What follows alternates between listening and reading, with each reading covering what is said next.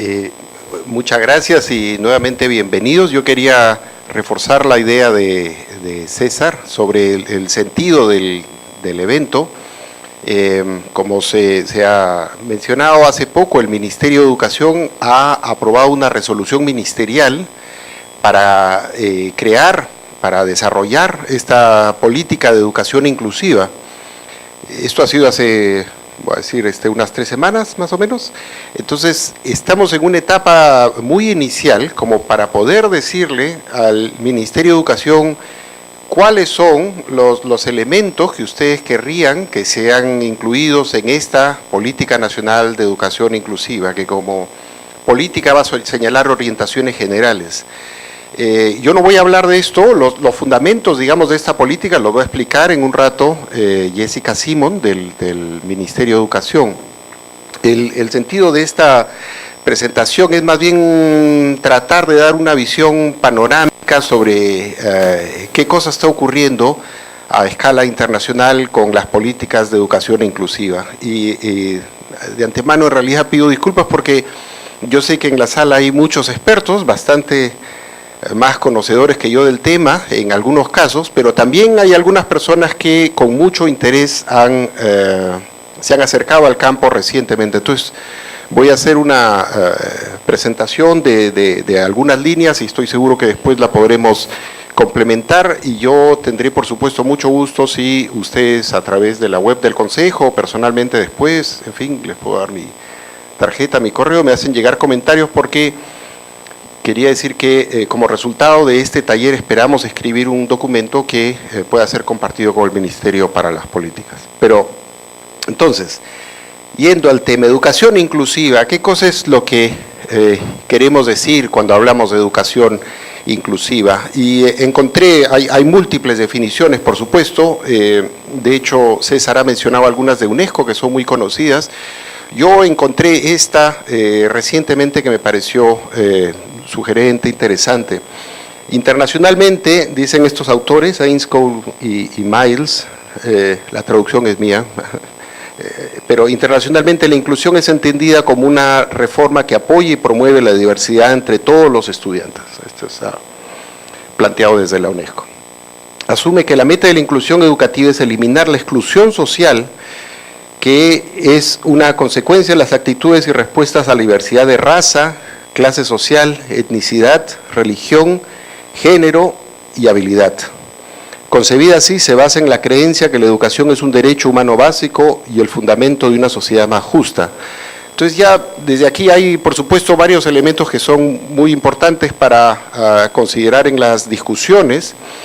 Hay, digamos, un sentido a veces restringido en el cual hablamos de inclusión para referirnos básicamente a discapacidad, pero como ustedes ven, esta definición y otras que se encuentran sobre el tema, que les voy a mostrar después, toman el concepto de inclusión en un sentido de diversidad y abarcando una serie de características de las personas. Lo segundo que quisiera destacar es que no es solamente un asunto de educación, sino que es el fundamento de una sociedad más justa, como dice en la parte final. Y finalmente la idea que ya fue mencionada por César, que es un derecho humano básico, y voy a volver sobre este tema varias veces. Estos mismos autores dicen, si aceptamos esta definición de educación inclusiva, tenemos 4 elementos para el desarrollo de políticas eficaces. Dicen la inclusión como un proceso, y lo que quieren decir con esto es que es una búsqueda constante, ¿no es cierto? Un afinamiento, un desarrollo constante para procurar meta siempre esquiva del derecho a una educación de calidad de parte de todas las personas. Inclusión como una preocupación por la identificación y retiro de barreras. Esto de las barreras lo van a encontrar, insisto, muchos de ustedes conocen este tema, pero la idea de las barreras la van a encontrar en múltiples documentos, es una idea muy común y se refiere en el sentido más concreto, por supuesto, a las barreras de acceso, digamos, vinculados a infraestructura, pero también a otras barreras que tienen que ver con actitudes, por ejemplo, de discriminación, ¿no? En tercer lugar, la inclusión como presencia, participación y logros de todos los estudiantes.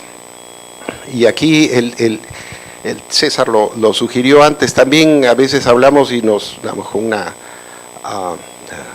palmada, digamos, en la espalda, y nos felicitamos de los altos niveles de cobertura, pero los grupos van a decir, muchos de estos documentos marginalizados son aquellos a los cuales tenemos que llegar, y a veces resulta complicado o incluso no prioritario para funcionarios del sector público, porque son pocos y porque son costosos, y es esta, digamos, parte de las barreras que yo creo que tenemos que vencer. Y finalmente la inclusión, dice, implica un énfasis particular en los grupos de estudiantes que pueden estar en riesgo de ser marginalizados, excluidos o tener bajos logros, y vamos a hablar de algunos ejemplos después.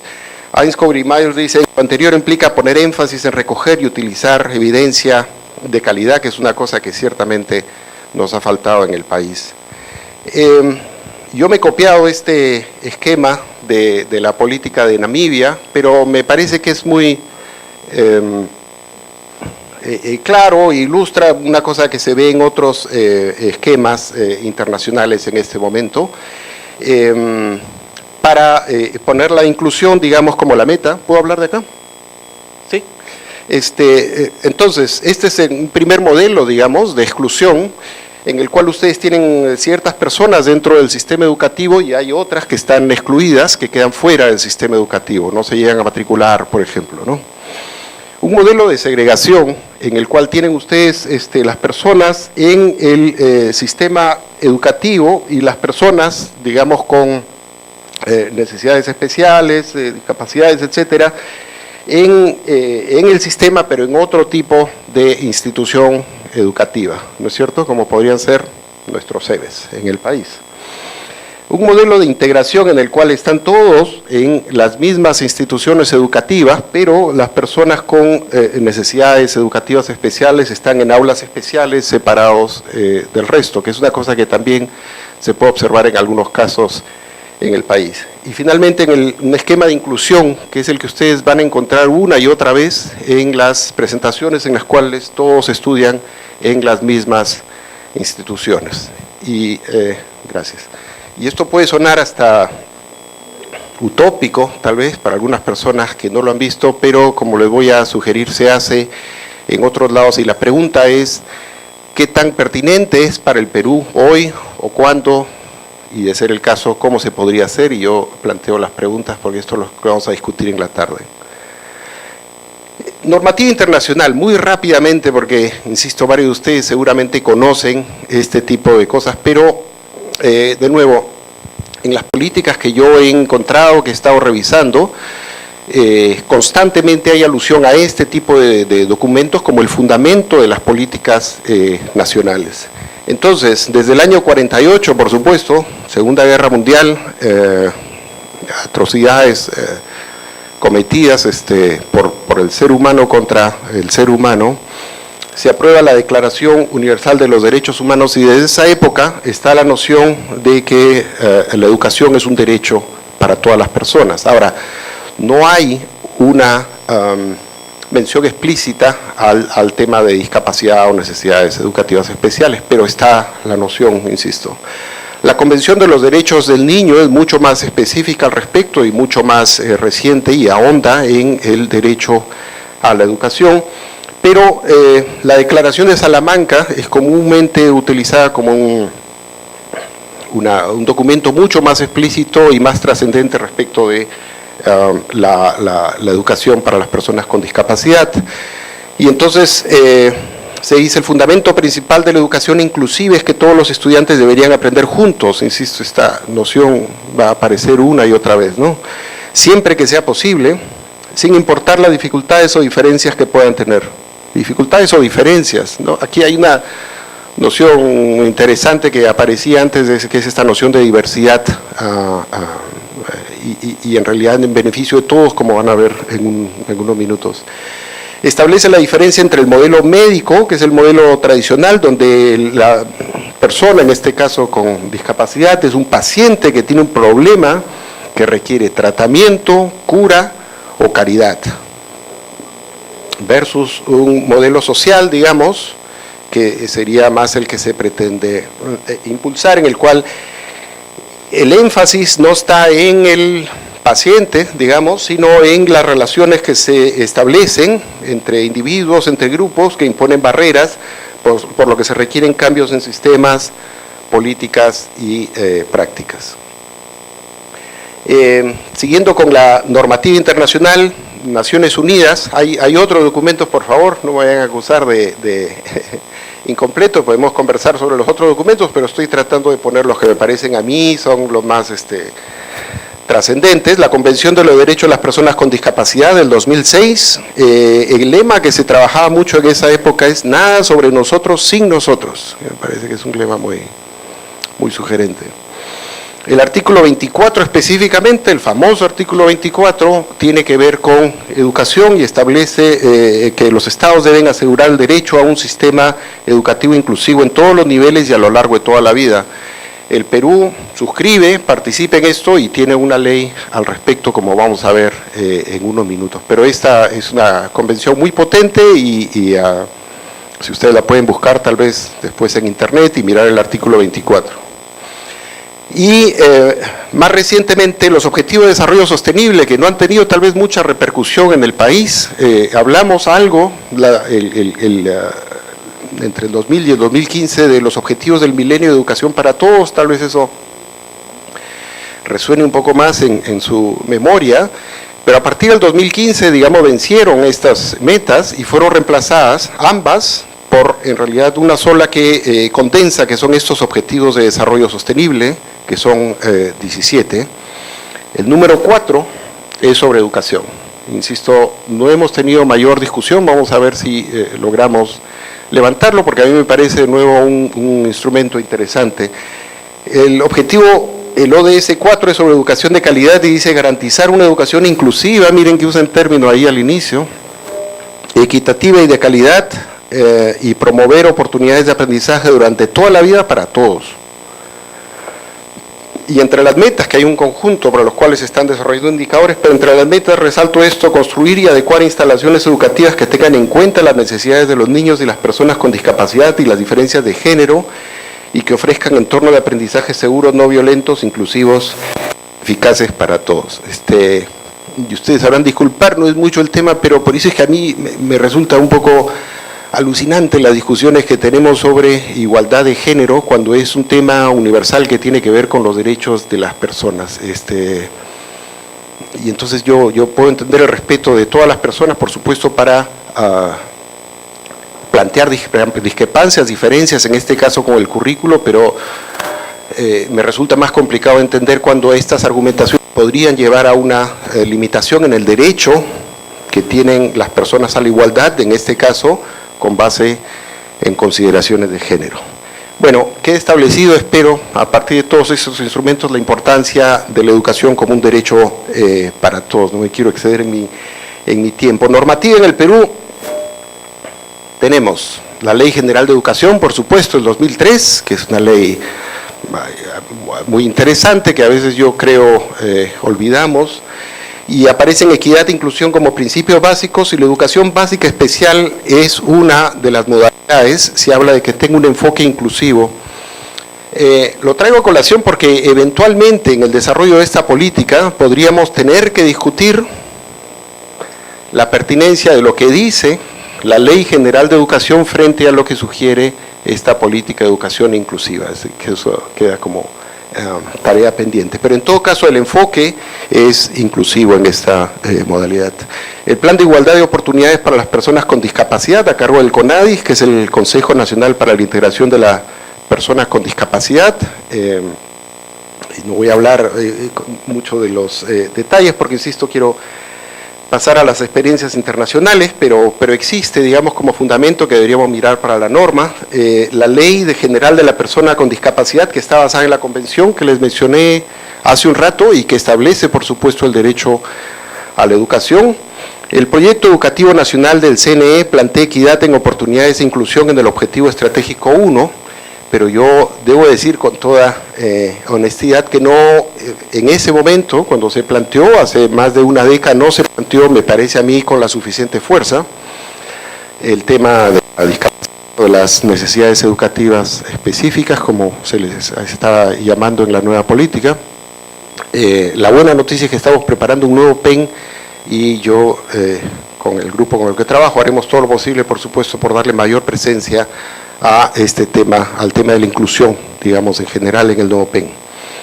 Y 3 informes de la Defensoría del Pueblo, que sería largo reseñar aquí. Por supuesto, la Defensoría ha sido un actor muy activo. El último informe es del 2011, señalando una serie de retos, vamos a decir, para la concreción de una educación de calidad para todos.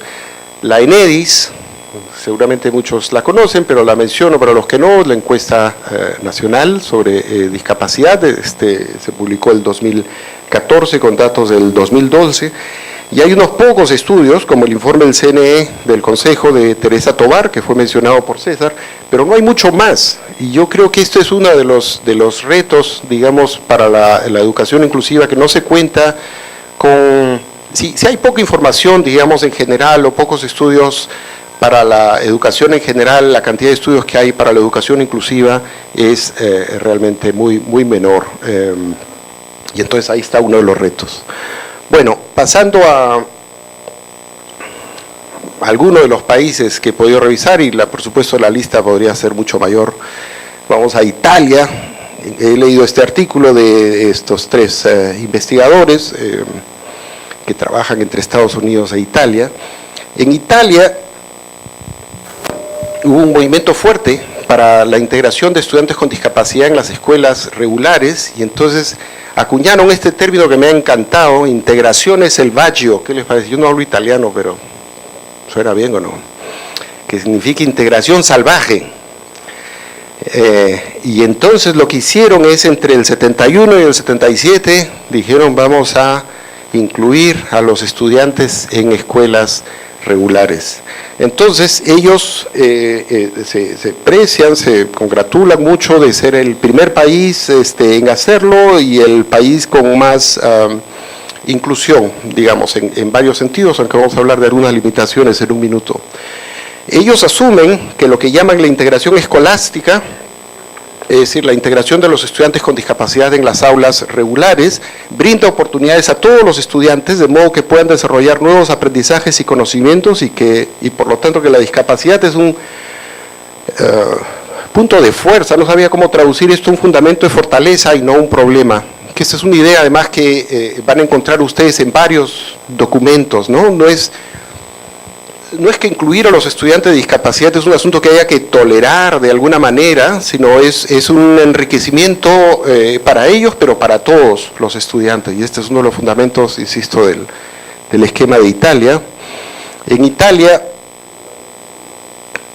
hablando un poquito más de las limitaciones, ahora incluyen a los estudiantes con discapacidad, que ellos estiman que es alrededor del 2% de la población. En el Perú serían más, sería como 5% de la población. Ustedes saben que hay una correlación entre pobreza y discapacidad que es muy interesante, porque implica ciertamente que con recursos se pueden atender muchas de estas barreras, digamos, ¿no?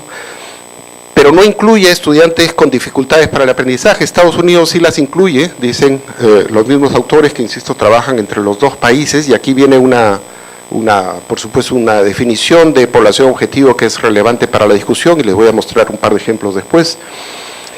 Una cosa que aparece en Italia y que aparece en otros contextos, y que se ven algunas cosas también en el país, que es que las asociaciones vinculadas a sordos y ciegos a menudo quieren tener sus propias instituciones para tener sus propios sistemas educativos. Esto se ve en Italia.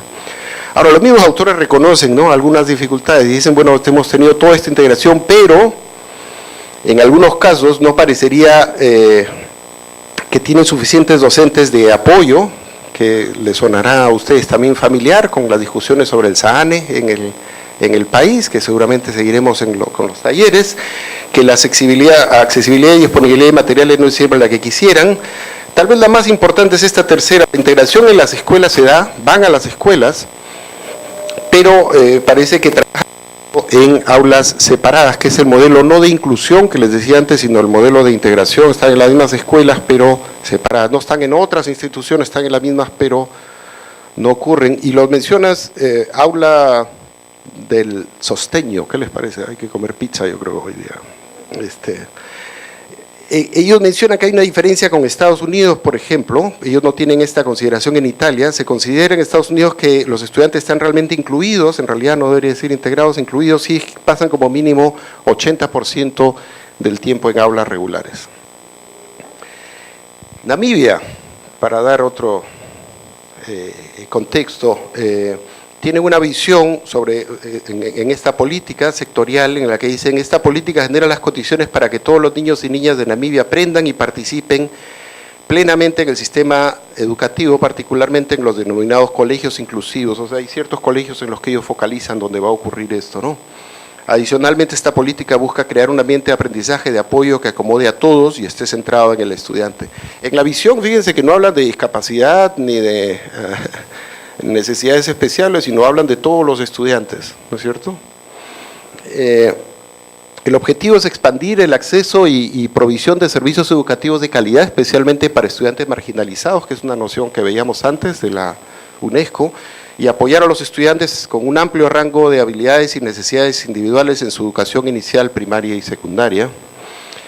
Y tienen una lista, esta es una de las pocas que he visto, una lista de todos los grupos a los que quieren incluir, y es una lista larga, aquí he puesto algunos de los principales, digamos, parece a mí para el contexto peruano, que viven en zonas remotas, estudiantes o niños de la calle, refugiados, con discapacidades está en el grupo, extraedad en extrema pobreza, trabajadores con dificultades para el aprendizaje, enfermedades crónicas, y talentosos, entre otros. De talentosos, déjenme decir una cosa para el país, por supuesto. En el país estamos diciendo que los talentosos o de alto rendimiento deberían ir a los COAR. Entonces, lo que esta política más bien estaría sugiriendo en general, o este enfoque, si quieren, es esta noción de la inclusión, en la cual la convivencia en la diversidad es justamente la que enriquece.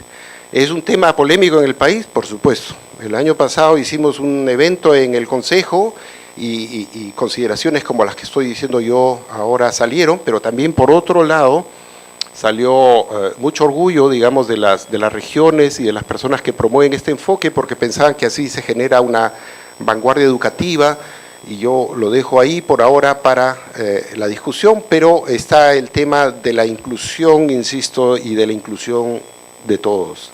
Y de nuevo, ¿qué podemos hacer con esto respecto a las políticas en el país? Estrategias, ¿cómo voy de tiempo? ¿Alguien ya llevó mi tiempo? Ya. Integrar la política sectorial sobre inclusión en todos los otros instrumentos legales y políticas del sector, que es lo que mencionaba antes, y puede ser necesario para el país. Fíjense, elevar la conciencia sobre el derecho constitucional a la educación y promover un cambio actitudinal. Es una cosa interesante entre las estrategias. Apoyar el desarrollo institucional a través del desarrollo de recursos humanos e instruccionales, que también, digamos, realmente gran parte de lo que estoy leyendo de estrategias podríamos decir que son válidas para el país, pienso yo, por lo menos.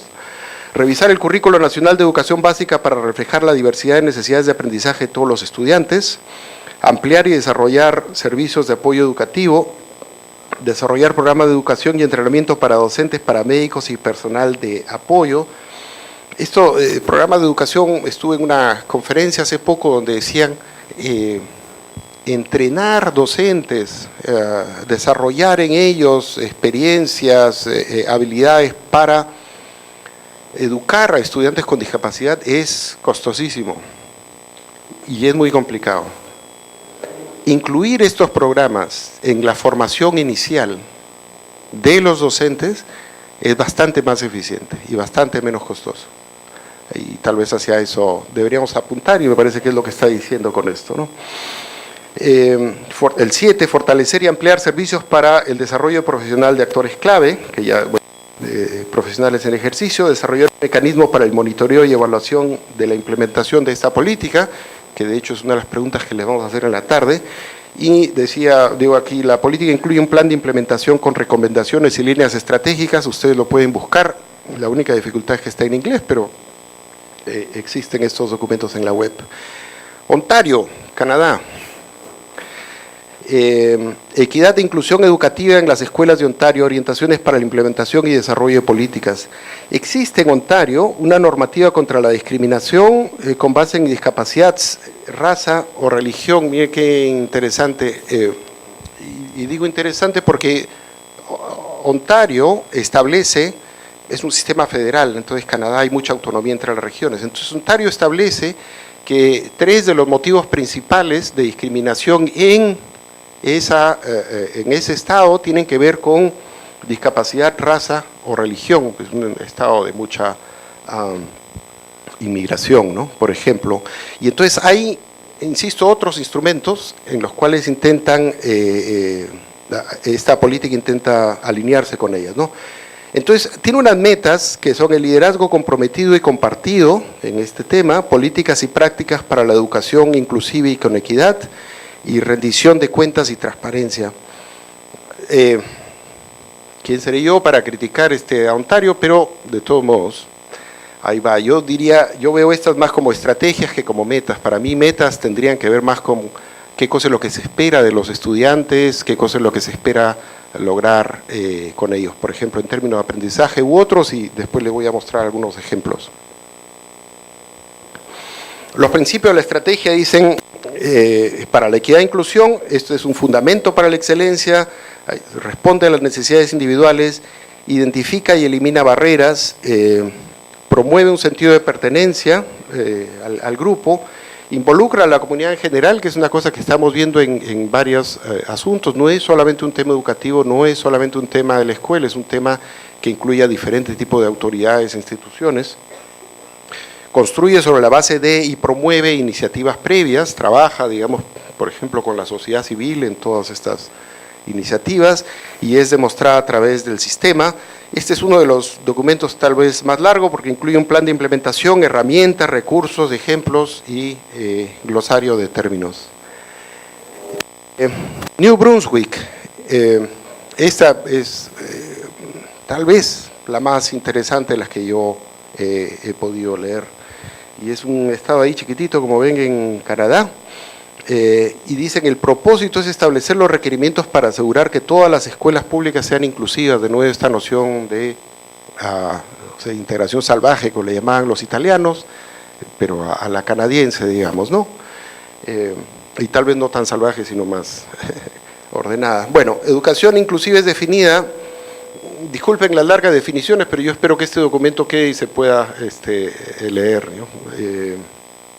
O puedan buscar el documento mismo, tal vez el original. Y la copio porque me parece muy interesante a ver a ustedes. La conjunción de prácticas filosóficas y pedagógicas, dice, ¿no? O sea, hay una concepción de la persona, no solamente una praxis, digamos, que permiten que cada estudiante se sienta respetado, confiado y seguro, de modo que pueda participar con sus pares en ambientes de aprendizaje comunes y aprender y desarrollar al nivel de su potencial máximo. Está basada, bueno, la política, en un sistema de valores y creencias centrados en el interés superior del estudiante, que es una noción que por supuesto está en la normativa peruana también, el interés superior de las personas, que promueve la cohesión social, pertenencia, participación activa en el aprendizaje, una experiencia escolar completa, interacciones positivas con pares y otros en la comunidad escolar. Les hablaba antes que lo que veía de Ontario parecían más estrategias que metas, y yo veo la parte inicial de esto por lo menos más sugerente en cuanto a las metas, de lo que se aspira a lograr, ¿no?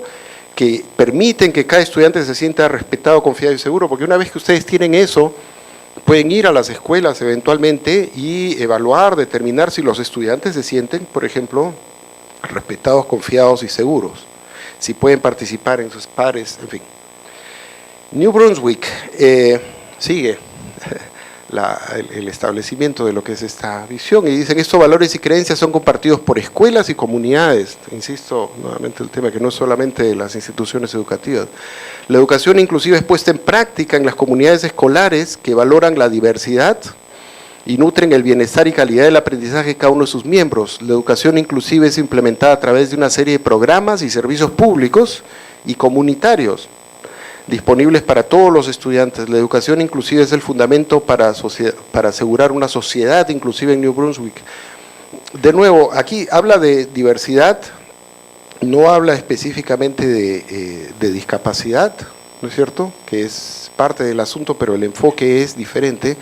Y si volvemos a la idea original que decía que es una concepción filosófica, ¿verdad?, y aquí está diciendo que es el fundamento para asegurar una sociedad inclusiva, ¿no? Insisto en esta idea. En su glosario de términos ponen uno que aparece en Naciones Unidas y aparece en muchos de los documentos que yo he visto y que podría de nuevo ser relevante para la discusión, que es el diseño universal para el aprendizaje, que estoy seguro que muchos de ustedes conocen, pero para los que no, para los que tal vez no lo recuerdan también, en términos generales lo definen en esta política, pero es coherente con lo que leo en otros documentos, que es una serie de principios para la instrucción en el aula y el desarrollo del currículo que le dan a todos los estudiantes, y no, es decir, todos, insisto, esa es la idea de diversidad, ¿no? Igualdad de oportunidades para aprender. El diseño universal para el aprendizaje provee estrategias para crear metas instruccionales, métodos, materiales y evaluaciones que funcionan para todos.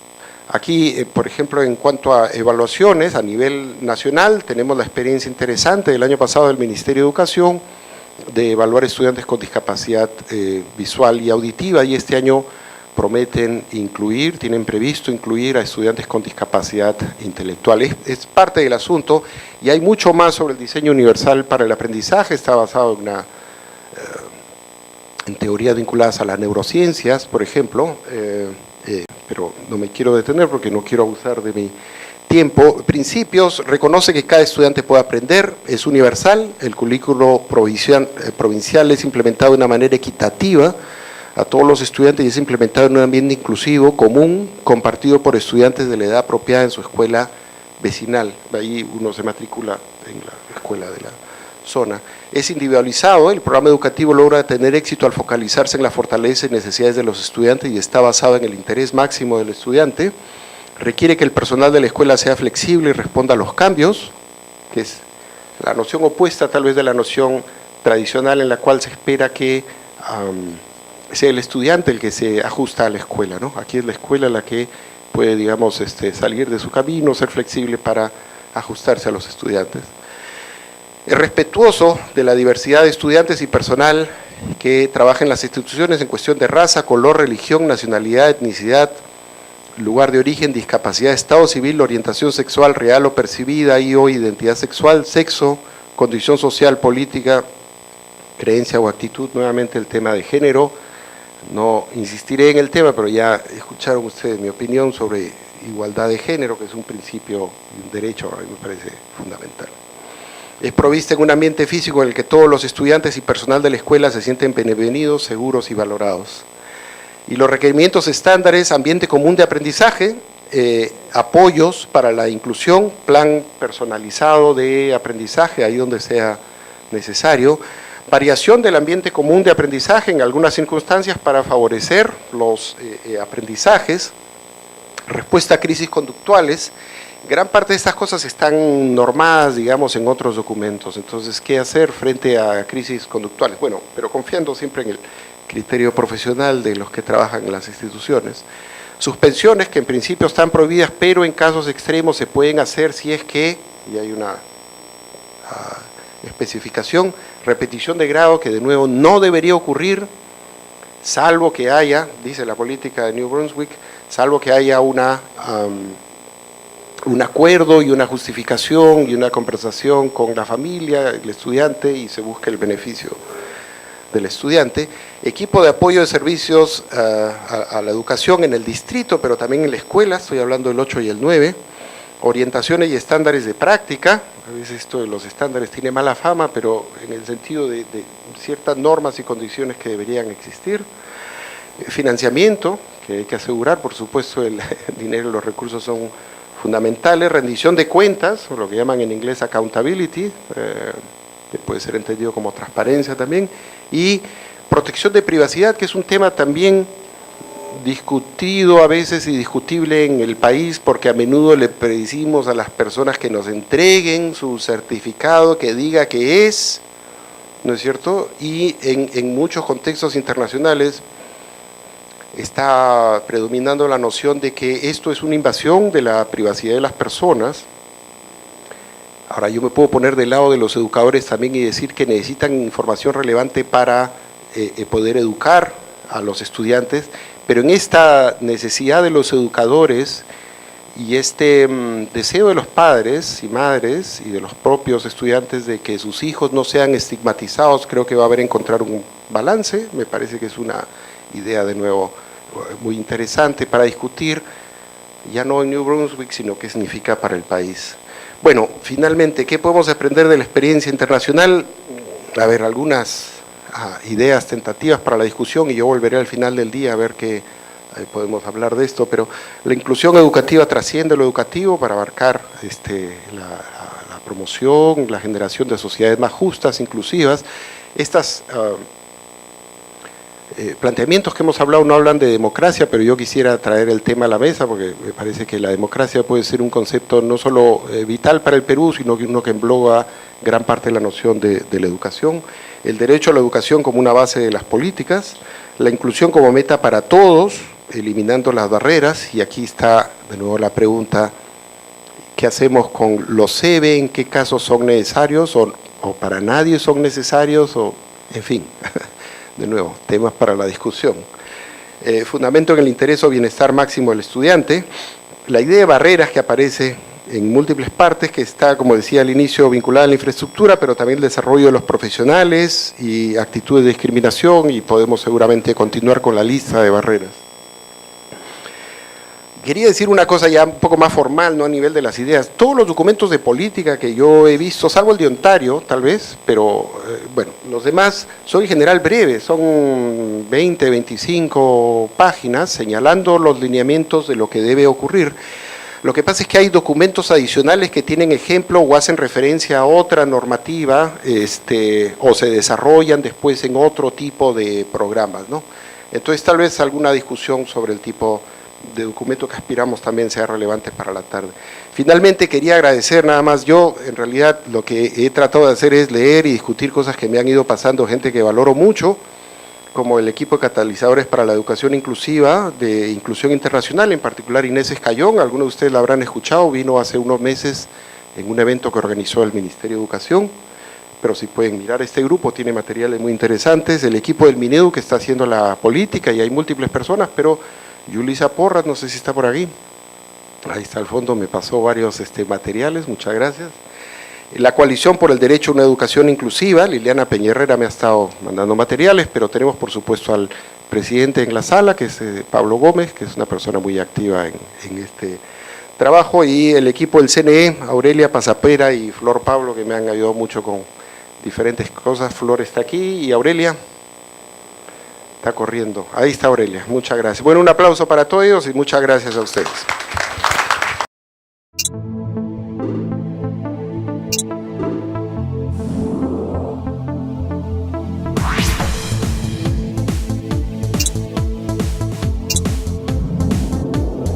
Consejo Nacional de Educación.